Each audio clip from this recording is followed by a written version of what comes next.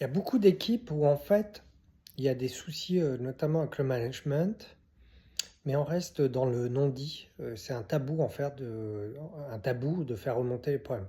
Pourquoi? Bon, souvent, le mécanisme, c'est le suivant. Vous avez un manager qui a des difficultés dans ses comportements managériaux, pas forcément quelqu'un de toxique, mais qui a des comportements dysfonctionnels. Euh, des collaborateurs qui en souffrent, ça a un impact. Vous en avez un qui va peut-être se plaindre au RH et finalement on se rend compte que c'est lui qui va partir. Bah, tous les autres autour se disent ah, c'est un danger pour moi, et à la fin en fait on va être dans des non-dits et personne ne va plus faire remonter en fait des problématiques de ce type-là.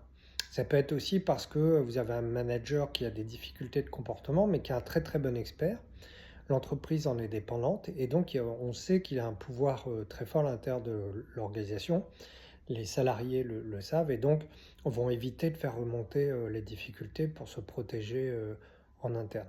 Quand ce mécanisme-là se met en place, bah, bien entendu, euh, soit les gens partent, soit les gens n'en pensent pas moins, mais restent en se désengageant en silence. Donc ça reste un mécanisme silencieux, mais qui peut exploser parce que vous avez une personne à un moment donné qui va avoir le courage de dire les choses, ou un accident psychosocial avec quelqu'un qui pète les plombs, par exemple, dans ce type de contexte.